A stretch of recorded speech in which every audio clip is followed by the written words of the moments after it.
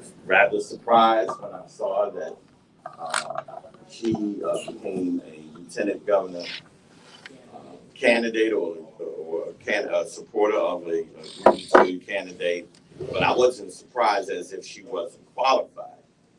I was just surprised. I know she's a great parent. She commits to our community, and hopefully, regardless of what does or may not happen, that we would see her in the capacity that I think I would like to see her in. That I endorsed her and supported her the last a year or two ago, because I just think that I like my good politicians, my good public servants to be home. But that's just me. I like them to be home. I like to be able to call and say I need and help and could you. And sometimes we leave the areas that we serve, and that's a lot of us. A lot of us do things. And as Bill was saying, this is our 94th consecutive breakfast.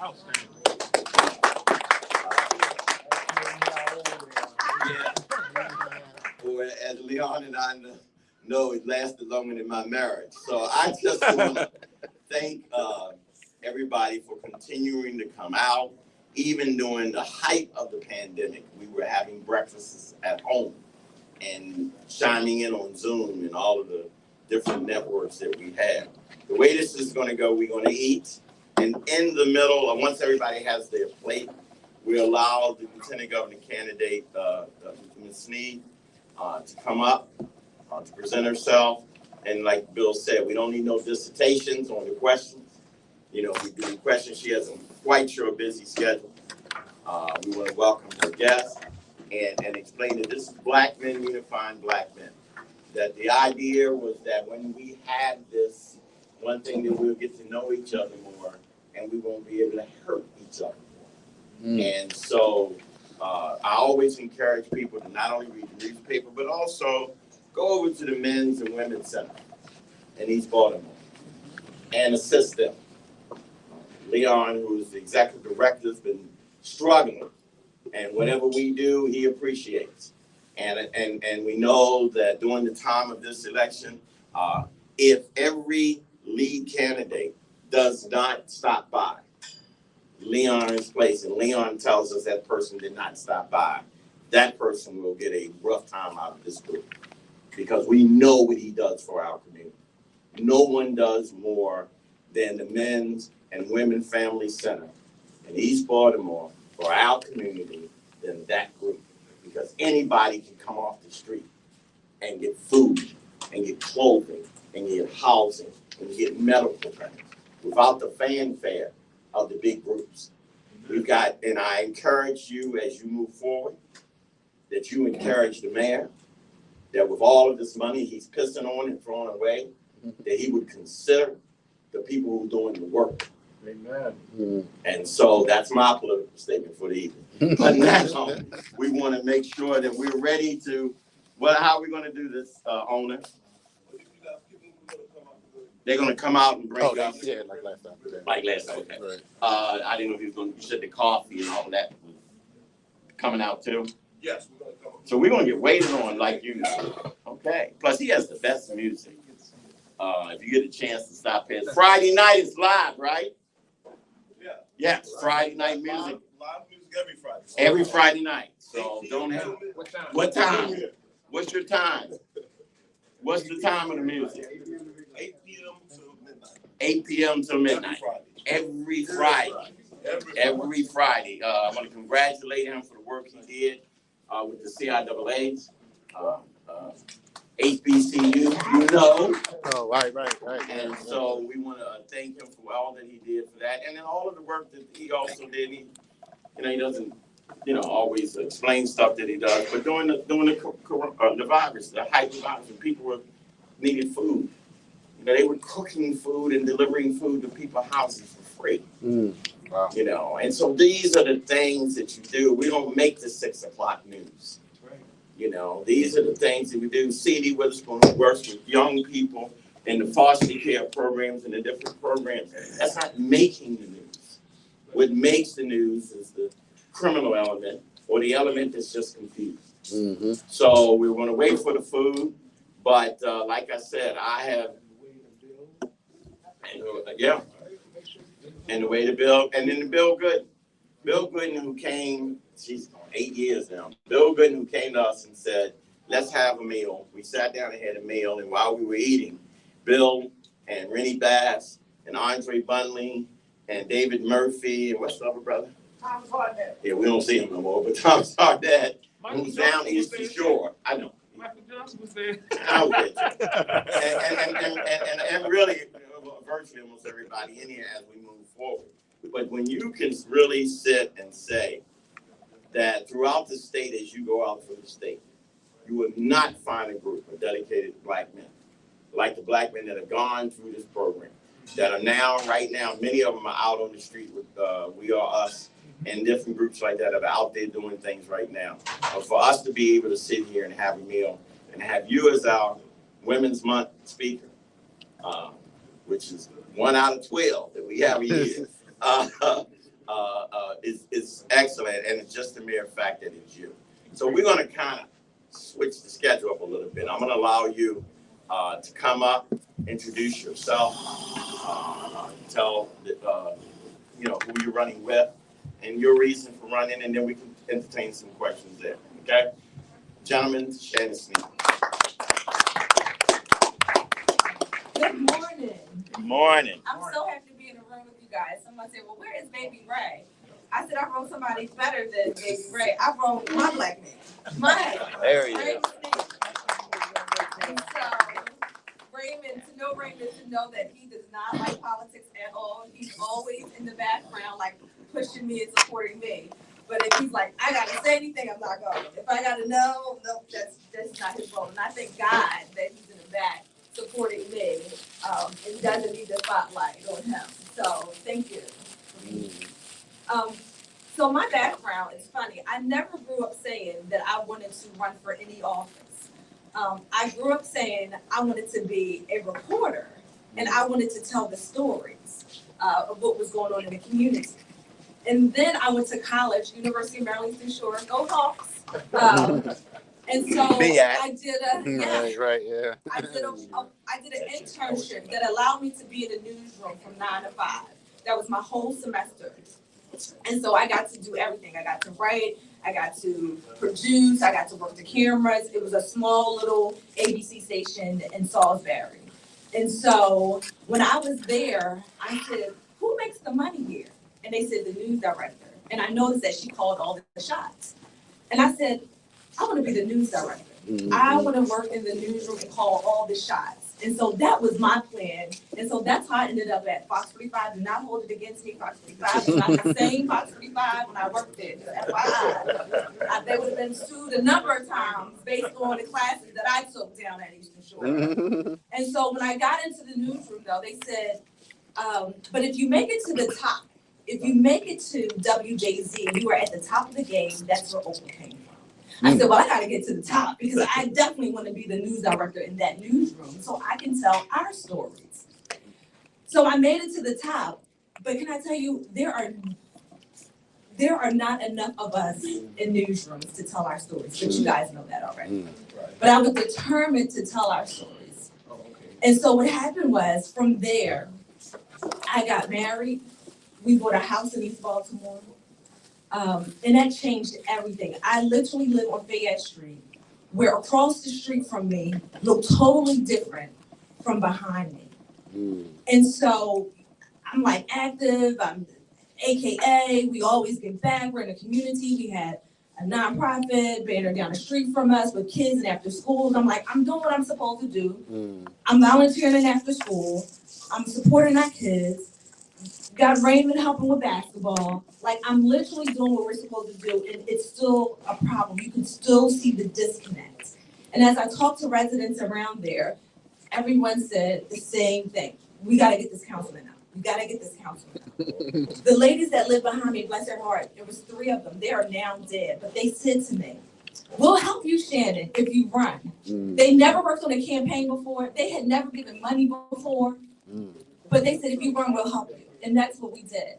So some things came, I'm giving you the cliff notes, as they say, so I won't bore you guys. But that's essentially how I got involved in politics. 2011, we ran for office. We were 13 votes short that night. Wow. 43 votes all together when we did everything.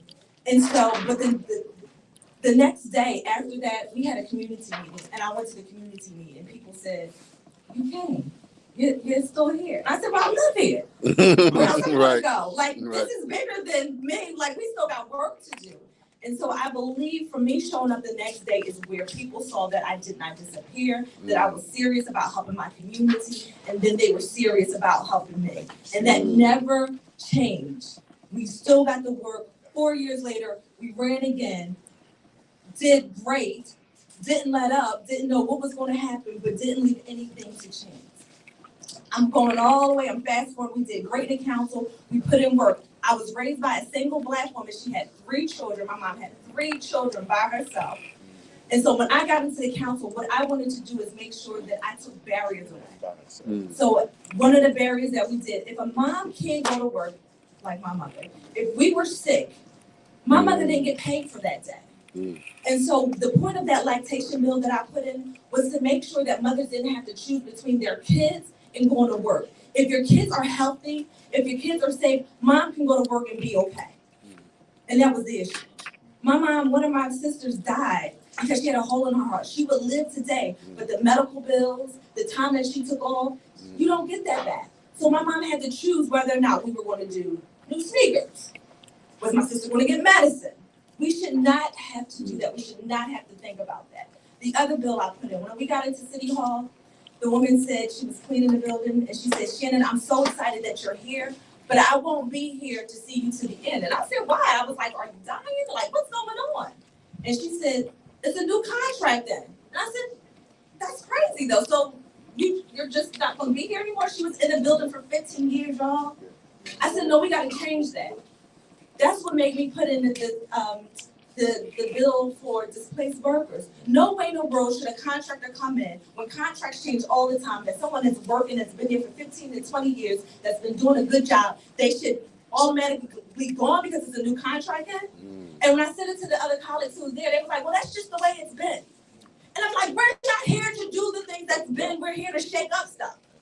We don't do the go along to get along. We are literally here. We got in our positions because people said we were supposed to do the change. And so I put in a bill for displaced workers, and we changed it. No longer, and I'm not trying to tell a business what to do, Mr. Leon. I'm not trying to tell you how to run your business. But the bottom line is, if there's someone that's in there that's working really hard, that's doing what they have to do, they should keep their job. Now, if there's folks in there who are not, I say you get yourself fired, showing up late, not doing the work, then you shouldn't be there.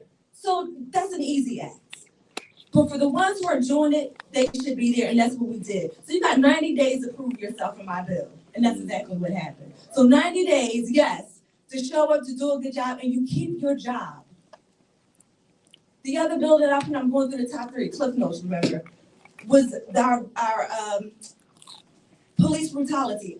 All of us knew in East Baltimore, we would see the Jump Out Boys. That was no secret in East Baltimore about what was happening. Nothing got done. Nothing. But we saw it all the time. And so the reason I pushed the Victims of Police Brutality bill and got that passed, because you keep yourself quiet in our community that should never be quiet. A neighbor on Luzerne, she was pregnant. She came out her door to help a neighbor to be like, "What's going on?" And the cops threw her down on the ground. She could never tell the story. Never. But we knew that happened in the community. We could never say anything. So that was the point of the police, to make sure that victims of police brutality got to speak their truth. So they wouldn't have to carry around that trauma. And so that's why I'm like, I do things that make sense. People couldn't understand why I wanted to support. We test for everything, for the jobs here. People in my community said, "Councilwoman, I can do these jobs, but they test for marijuana. They test for liquor. I'm not going to work high." I'm like, and folks ain't going to work drunk. But if you go to work drunk, you won't have a job. So I'm like, come on, we got to remove this. We have so many people that can get to work. They would not do it. Would not do it. Thank goodness the mayor finally did it on his new administration. They got rid of that. No, who's testing? Why are we the only ones that's testing and that's blocking people in our own city from getting a job? Black folk. And that's what I'm saying, and that's why I put in the bill. Here's another one. That's why I said, people, we have got to make sure that if you're working here, that you're living here. Because what happens is you take all our taxes outside to Pennsylvania, you take them to Virginia, you take them everywhere else. But we don't get anything for it. No, keep them resources right in here. You talk about supporting Black businesses, support our schools, support our parks, support everything. It starts with us. And so people were pissed. They don't even live in Baltimore. That I put in the bill. You doggone right I did. Welcome to Baltimore. Buy a house here. You want to help us with the vacancies? Buy a house here. You want to help us with tax? You want to grow the taxes here? Buy a house. And so that's why I do the things that I do, and I believe it. I said, I don't owe anyone. I can be honest with what I say. The people put me in my community. They voted for me. I show up to meetings. I'm not the council person that will just, I'm going to send my staff. No. I need to be in the meeting. Even in the office, when people call, I'm picking up the phone. Because I want to know what's going on. If you can't get me in the office, call me on my cell phone. Call both of them. And so that's just the way that I am. And so I'm going to be honest with you. When we lost our city council president's race, I said, okay. I know I put everything into it.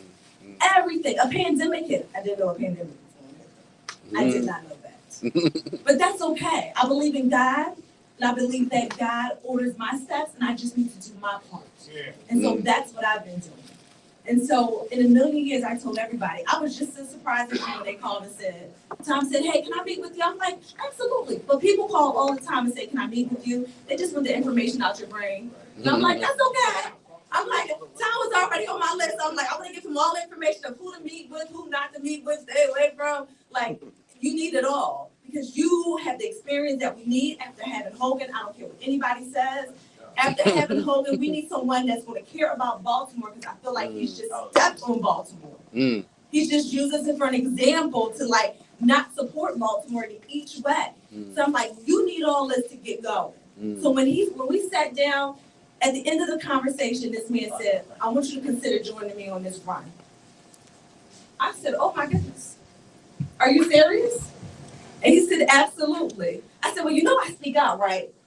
I'm like, you know I don't keep stuff to myself. When I think stuff ain't right, I'm telling my folks so they can get behind and let their folks know that stuff ain't right. I'm like, you know where I stand with different things, right? You know I'm about Black people and about my people in general in Baltimore City. My husband's from Prince George's County. Like, I am about people thriving and succeeding. So he said, that's exactly why I want you.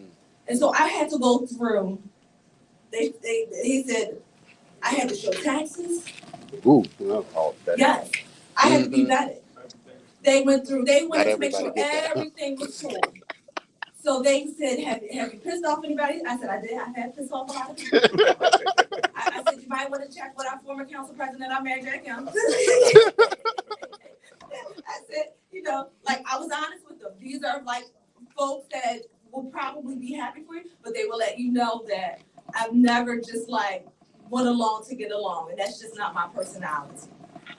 And so after doing like social media checks, who I'm hanging with, after doing I'm just to let y'all know this process, after doing a red flag team, they asked you a million questions. Like, I had never been through anything like this. So they vetted me well. And vetted my husband, and I said if Baby Ray could be vetted, they would have vetted her too, to make sure that it's a smooth sailing. And so that's why I'm here today. I'm so thankful that I get to share my background, my story of why I fight the way that I do. I often think of my mother. I think of other Black women that are in our communities, raising their families, and I'm like, we need to support them, and we need to support our men to make sure they have it so they can support their families. No one is looking for a handout, but what we are looking for, I make it quite clear. I just said it to this guy that we met with, the donor. He said, well, how do you help Baltimore? He was like, because crime is just out of control. I said, you know how you help Baltimore? Make sure that men and women are making decent wages. If we don't have to work 2 and 3 jobs, we can be home with our families. We can make sure that we're home with our children to do homework. We can make sure that we're able to take them to activities at school or out of school. That's how you help. Stop trying to pay us $7.50 and $10 and thinking that's going to be enough to pay our bills. That's not it. I'm like, that's how we make a difference here. You talk about health care. We need to make sure that people have health care here. Again, my mother had a stroke. She was working a temporary job, a contract job with no benefits. She had a stroke from taking care of my grandmother. My mother had to decide, like, oh my goodness, what do we do? Shannon, we need my pills. I need to go to the dentist. That ain't covered under Obamacare, but y'all didn't know that.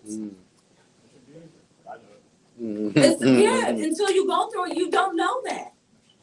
My mother's mouth is killing her. And it's nothing, I don't make enough money. I'm like, my mom sacrificed everything for us. But she can't go to the dentist when she lives in the United States of America. Because she's scared she's going to have a big old bill. Did Donald Trump go? Oh. So again, this is why I fight for my family, my community, my daughter. I'm like, I want to make sure I leave this place better than I found it. And so that's always my fight. So I'll take questions. Well, I'm more sure we're delighted to have you, but and I understand some of the experience that you have. Do you have anything in your agenda notes for seniors?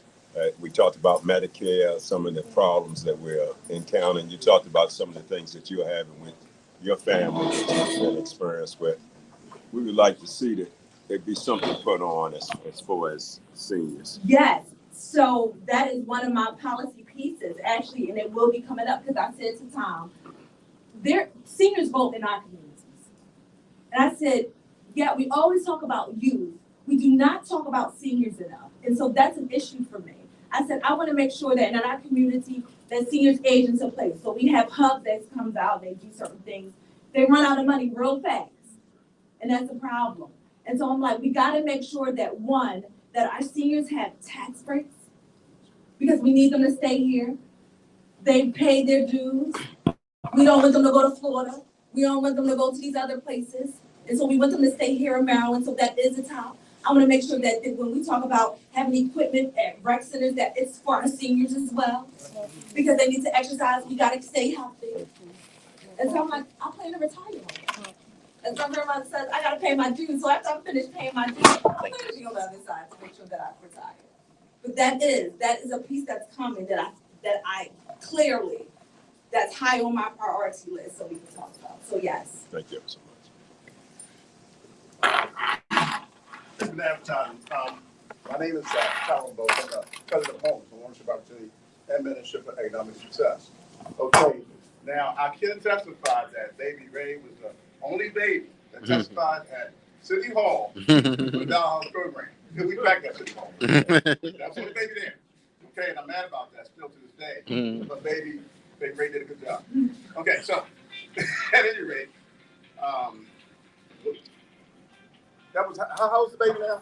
She's 5. 5. That's 3 years ago. So that was the infant back then, right? She was an infant. Yep. I remember. So 4 years ago, so we came to City Hall. We packed it with 1,000 acres additions. We wanted jobs and jobs training for our people. We wanted to revitalize these houses with $300 a month mortgages for renovation mortgages for the people. And we wanted minority participation because the minorities are kept out of contracting because they bubble the bid. So you can't, they pretend like it's fair, but you can't fairly bid on a bid if it's $5 million and you're a small minority contractor. The developers know that. That's the game. Our program breaks up that. It unbundles the bid. So it makes it fair so that we're not getting $300,000 row houses built in our community when they can be built for half of that. So we get beat both ways. We're losing the jobs because what's happening is they bring developers from out of town or whatever to use funds that were meant for our community. They're taking those funds back to wherever they live at. I don't know. But we have minority contractors that are quite capable of doing this work. And they're bringing in immigrants. I have nothing against the Hispanics, but they're bringing in immigrants unconnected to our community that don't hire us. We hire Hispanics, they don't hire us. All right? It's so true. So what I would like to see And I want you to explain to me why Nick Mosley kept on another dialogue program that does none of what I just said. And it puts you in a trick bag because he wants to give out $50,000 grants, which is not enough to restore a house. And it'll see his income to the IRS at the end of the year. And the people that he's putting in these homes won't be able to come with the rest of the money. So can you explain to me why he's doing this? And if you become governor, will you support our program? Because we've had a pilot that was given to us, but the CDC's blocked it. Okay, they said the majority of the citizens and the Jewett Heights neighborhood did not want that. And I told them, I said, sir, that's impossible because we canvassed that neighborhood, we knocked on every door, and everybody said they want that program built in. And that same problem. So I don't know who you're representing, but you're not representing these people. All the businesses wanted it there, and all the and then the pastor of the church there wanted it there. So he's very angry about that. So these people they got these CDCs posted out the city to make sure they get to work. These major developers get to work and build $300,000 row houses that we can't afford to live in. And they got something called affordable rent now, which is $1,100 a month or something crazy stuff like that. Thank you. Is that your question? Huh? Is that your question? I'm sorry, passion. Sorry. So I can't speak on the council president's bill because I don't know enough about his bill. So that would be wrong for me to say anything about his bill. But I know the work that you were trying to do and what you were trying to implement. And so even if you go to Tom Perez's TomPerez.com page, he talks about affordable housing and what we can do there. And so that is absolutely, I believe, something in the path that we should be able to sit down and talk about because we want to do it. I'm going to give you an example. There is a woman in East Baltimore, there are a couple of people. She did not have the money to pay rent, $1,000 or more every month. Guess what she did? She bought a house. Her mortgage was only $300, no lie, in a house in East Baltimore. That's what we want. And that's not exactly. So we can get there. And people don't know that, but that's what happens. And I'm like, so some people don't want to move to East Baltimore. But you can pay your rent, you can pay your mortgage, you can own it. Right. And so those are the conversations. More of us live there than it's a community. So we need to have those conversations. To me, that's where it starts. And we want to do blocks at a time. We're going to way up to going several blocks simultaneously. So we're not talking ones and twos just being crack out. No, but yes, and you have the people, but that's what we saw. I'm just giving an example that it is affordable, that we can do it. Absolutely. The state election that's coming up on the 28th of June was going to determine the state, we know, in the next decade. And one of the things that's been consistent in the state is, and especially if you narrow it down to Baltimore City, is the fact that we find ourselves last in every category when it comes to education. We're last in, I don't particularly say that we're last in funding, but we're last in where that funding goes. But I haven't heard any of the candidates that are running for governor to say, how are we going to do, and because I hear about them, and let me back this up a little bit. Yesterday, when you heard Baker, who said that we have a crisis in Baltimore and we would need to bring the National Guard. Well, we also need to bring the National Guard to the school board, to housing, to all of the other locations. So the question that I'm asking you is, what is Perez and your plan to not only fix Baltimore City's education, but the state to bring us to the 21st century? We're building 21st century schools. I always say this. We build 21st century schools without solar paneling. So here's Tom, this is a part of his platform as well, because he's been totally saying we have to fully implement, gosh, I can't think of the plan, the Kerwin plan. Yes. And that's what we get into a habit of doing. We put a little bit in stuff. You have to fully implement something for something to work. Let me just for sake of where I am. I've read the Kerwin plan. I've seen all of this money come in the city, and at the end of the day, it don't mean jack. What needs to happen is there needs to be a serious approach, a Marshall Plan approach to education in the state of Maryland. There is a reason that Baltimore City and Prince George's County, the two, and in all due respect to your husband, the two largest black municipalities in the state of Maryland. Yet, both schools, both municipalities are at the bottom. They're either 23rd or they're 24th. So the Corridor plan and all of these plans they have don't mean jack if we don't have something that comes from the governor's office that says, how are we going to move them into the 21st century? Because we can't keep teaching 1950s style schools in the 21st century and expect our children to do better. What is the aggressive plan that will come out of the Perez Sneed's administration? I'm going to say that I'm going to get back with you because our thing has always been to, I believe in, like, I'm a communications person, so I believe that an educator probably can't tell me something about communications. I have leaned on our teachers, our professionals, our experts. And so this is what they're saying to do. I'm not in the classroom. So when they say support this plan, and I have my daughter in public school. So when they say support it, I'm like, I'm going to trust you because you went to school and be an educator. So that's why I'm like, I believe in a plan and I think that it could work if we fully fund this. Like if we get behind it, the kinks we can work out. I'm going to be honest with you. Montgomery County is working. They do the same thing. We have other areas that are working. So you're talking about two black areas that's not working. So to me, something else is wrong. That's my point. Exactly. So that I don't think you need to scrap the plan. I think we have to look at the leaders is what I'm saying. And I just said, if you're not going to work and do your job, you shouldn't be here. And I would say that in the police department as well. The police department was the only agency that would go and check we would put plenty of money into it. I'm like, it's not a money thing. We need, community policing. We need people who give a damn about our community. Right. We need to make sure that they, again, live in our community. So you can't, it's more to it than just that. So that's my take on it. Some heads need to ring. Bill? Brother here, high key review. Okay. All right. Oh, now I got your. Go ahead, my man. Good morning. My name is Melvin Henson, and I'm a rehab consultant. So I'm able to move around the city quite frequently and participate in community meetings.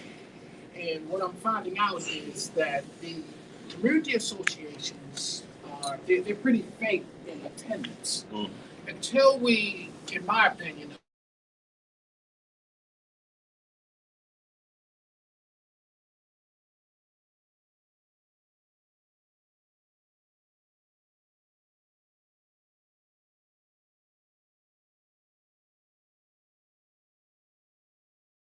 on a project in that community, or I want to find out what black woman is struggling to keep this community together, because those black women out there working hard and struggling, we need to support them to help their community.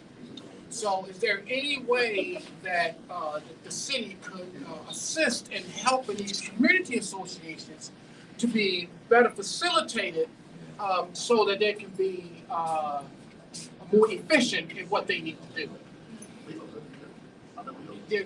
Was I clear on my question? You were. So here's what I would tell folks. I've worked at this point, city level, federal government level. And so I hear your question, but I'm going to say yes to your question, but remember, we're running for the state of Maryland. And so there is something that can be done, but it wouldn't come from the state to do it because you just asked about a city question. Right. So I'm just being respectful. So yes, something can be done. I would say that you should look at the No Boundaries Coalition, where they have been known not to have a high number of people coming out to vote, and they organize their own community. It's folks that live in their own 21217 zip code, and they actually got together. They said it's no better person for me to advocate for me than me is basically their motto. I live here, I can organize, I know the people, and so that's essentially what they did. So it has to be folks, but again, I talked about this. There has to be willpower, and it has to be the time. I gave you an example. My mother had 3 children. She worked one job, trying to make ends meet. And so you have to remember that when you're in our different communities, folks are like trying to like make it. And so if they're trying to make it, a lot of times the community falls, unfortunately. This is a 7 o'clock meeting that they can't make because they just came home at 5 o'clock. Shannon needs help with our homework. Latae needs to make sure that that they have like the house is clean, the trash is out the next day. And mom has to make sure that the house is rolling. So a lot of times, unfortunately, our communities fall to the wayside because it's just not a top priority. And so that's why I'm like, how do you help our communities? We make sure that we are making more money. We're making sure that we have like that we're doing everything that we can in our communities to make sure that our kids have good schooling, that not only do we have a building, but the kids are actually learning something so they can then go and get jobs, careers. I'm not saying that everybody needs to go to college. I don't believe in that. But what I'm saying is we got to do the minimum, and that's making sure that we graduate so we can capture, so we can accomplish those other things. So I'm sorry about the community, but that's just my idea of how we make community work. Look up No Boundaries and what they're doing. So, well, first, on behalf of all the brothers, we will present you with this book. This is Elijah Cummings' book. So, on behalf of all the brothers, thank you for joining us this morning. But my question, your experience working for the senator after you ran, how has that prepared you, and what kind of things that you saw on the federal level that can help you on the state level? So, working for the senator's office had me involved in policy. And Senator so, who? the policy. Senator who? U.S. Senator Chris Van Hollen. Yeah, And so thanks. the thing was that his chief of staff is great. She said, Shannon, we're going to use you for everything. We're going to use you for your communications background. We're going to use you for the policy. We're going to use you to make sure that you're having conversations with the community. And I was like, sure, that keeps me busy. Absolutely. I know this. People say that all the time, but then they don't. And so you don't know what's going on, right? But she did. So when it came to policy that he was working on, for an example, when we call 911, should 911 police respond, or do we need to make sure that it's a trauma response going on? I said it all the time. Every 911 call does not need a police officer to come out. And so this is how it prepared me on this level, to make sure that the dots connect, to make sure that everyone, just like we got a question about city, well, we're working on state, and so we need to talk about state.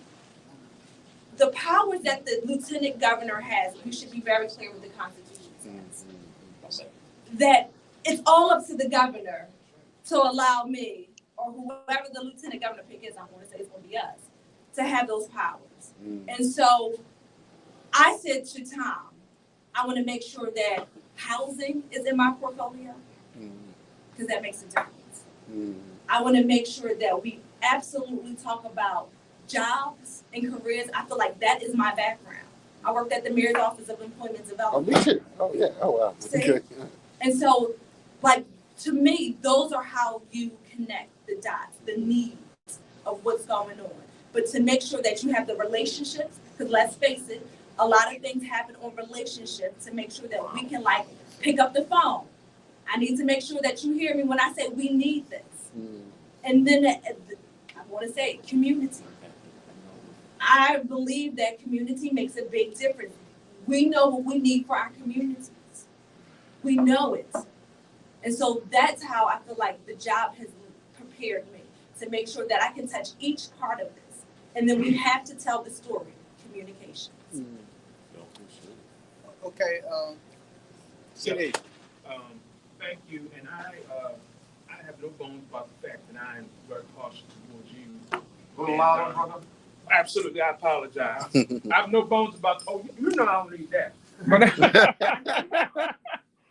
I have no bones about the fact how partial I am towards you. I recall a meeting that we recently had with Tom Perez and Senator McCray over on North Avenue not long ago, and we spoke about the importance of making sure that Baltimore City was represented in his administration, not just with lip service, but in person, Oh, that's And how I got here. I'm not saying that, but what I am saying is it was critical for that to happen. And we heard that you were his pick for lieutenant governor. So I'm ecstatic about that. In terms of Baltimore City Public Schools, to kind of sort of pick up what Mike indicated, because you know the customized dynamics of Baltimore City Public Schools, because there are 24 jurisdictions in Baltimore City. And Prince George's County has some certain dynamics regarding schools. Baltimore City does as well. Can I make a recommendation? Can I make a recommendation that we connect with education stakeholders, that we connect with parents, that we connect with community leaders and labor unions, because teachers have some issues as well.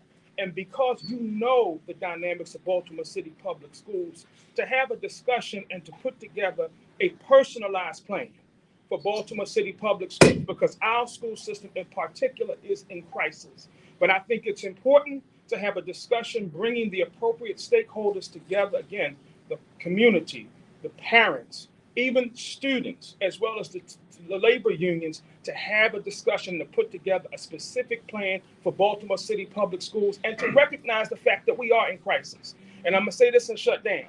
I believe that some of the concerns that Fox 45 has reported, I believe all of them had racial undertones. But I think that there is some truth and some fact to some of the issues that have been brought out, and I think that they need to be addressed head on.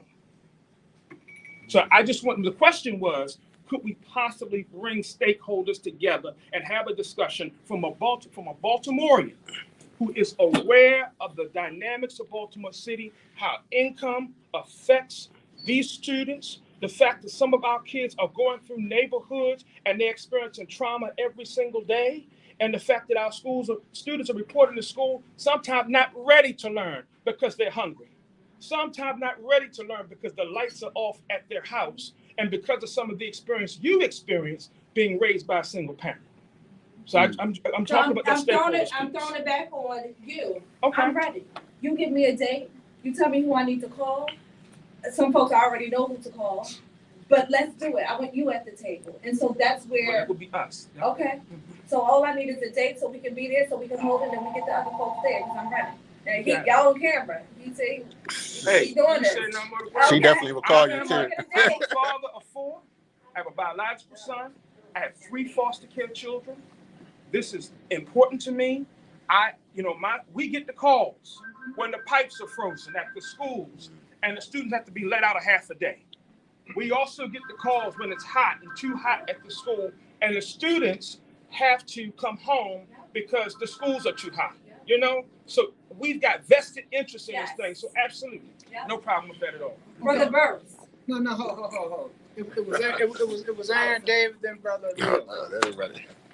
Okay, as the previous ombudsman for the state of Maryland, this question is related to the youth and also the fact that we do have a lot of youth leaders here and a few other.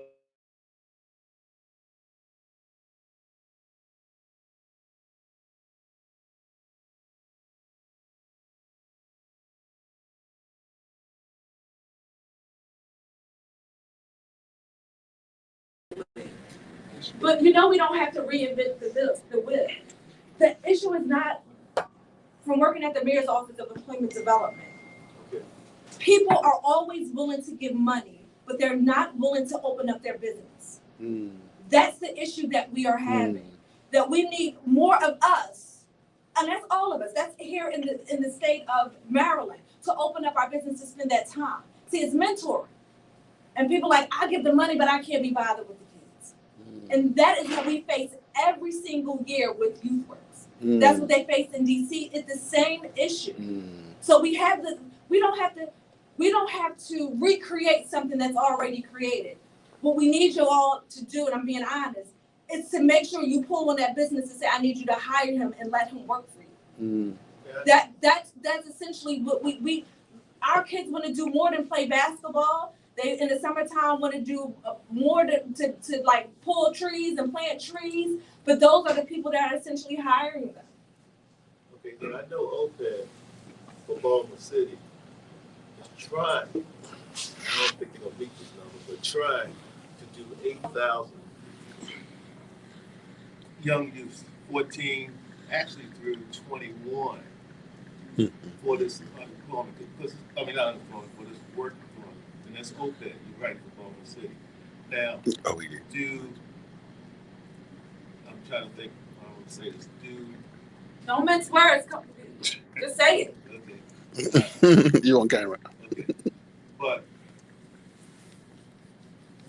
I don't know what their budget plan is and so forth, how they're going to do this thing. But I'm hoping to get on staff with them and try to work out something with these youths. But 8,000, I don't know what they can do. I mean, it's 8,000. It's more than 8,000 out here. But I don't know what the thing is going to be. And by the next meeting, I know if I'm on their team. Well, that's, like I said, it's not, the money is not the issue, is that we need folks to open up their doors. That is truly the issue. I just read an article, Marion Barry, we all know the story about, listen, I got my first job for Marion Barry, and then I went into, while we were at City Hall, Catherine Pugh made sure that we had more youth working in city government. She didn't give city government the option to say no. And so that's another way to do it, because they would say no to it. She said, you ain't got no option. We get all our babies hired. So like, we gotta push on our people to make sure that the doors are open, because it takes a special person to work with some of our youth. I happen to love them. And I love working with them. I feel like I have the energy and like I could like deal with it, but we got to find these people in these different parts of these different businesses to really bring on our youth, because again, it's not the money. They'll hand out the money, but we can't take Shannon. Okay, look, we got about 10 more minutes because we still got a couple other things to do. So, David, and then I know Leo. Yes, I want to ask you this question. Now, you came from, like you said, you worked in the community as an advocate, so to speak.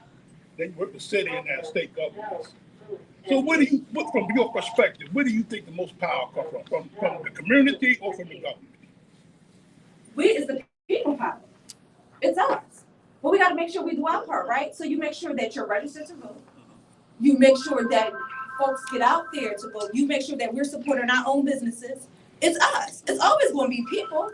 We got to make sure that that the system, we just need a leveling playing field, and I feel like that's what we don't have. So when you talk about contracts coming into the government, making sure, like we already said, our businesses are not big enough to make sure that we can pay people without getting our money. So we got to make sure that, first of all, that it's even, it doesn't take forever to get the contract, and then we got to make sure that we get paid so we can then pay our people. Like, all of that makes a difference when you want a business to succeed. So that's why I asked you that question. Now, if that's the case, then a lot of people focus on wait for the government to do this, wait for the government to do that. Then, part of your campaigns, do you think it should be galvanizing people to start doing for themselves? I think we should all. I just grew up in an area again that my mom. We helped each other though. I said a village of beautiful Black women raised me, so we can't do it by ourselves. We're not looking for a handout. The playing field is not even. When I say in terms of, I'll give you a good example. To run for office, you don't have a lot of Black people running for office. You don't have a lot of women running for office, because we normally need to work to pay our bills. And so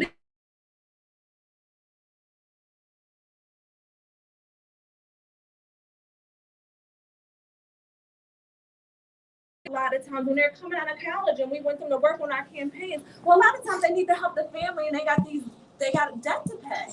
And so they can't do it all the time. They need jobs. But a lot, I'm going to be honest, but our other counterparts, our white counterparts, well, shoot, you can go for a year and go and explore the world. My mom didn't give me that option. I don't have it. She didn't, girl. My mom would send me, this is how old I am. My mom would send me clippings. She would cut newspaper articles out from all over and send them in the mail to me at college. Make sure you set it when you come home. Like, make sure you going on interviews. Like, I bust my butt so I would not have to go back home to be a burden on my mother. It wasn't about traveling the world and finding myself. It was going to work. Say so. Right. Say so. Oh, I was about to call you, but I'm not sure how it goes. Leo, then we got time for one last question after that. Okay, I have a question regarding your stand on the elected school board, whether we should have an elected school board, and it relates to the following. The curriculum of Baltimore City Public Schools, or any curriculum, what are they teaching and how are they teaching it?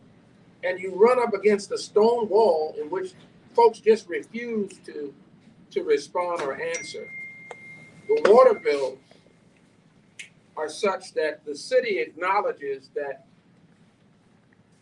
they force individuals to pay their water bill.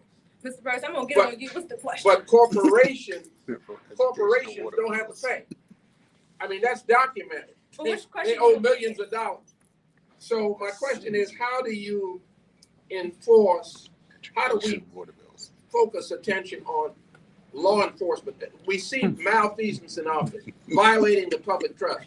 How do you enforce, from your vantage point, how do we get to the crux of that in terms of holding government accountable?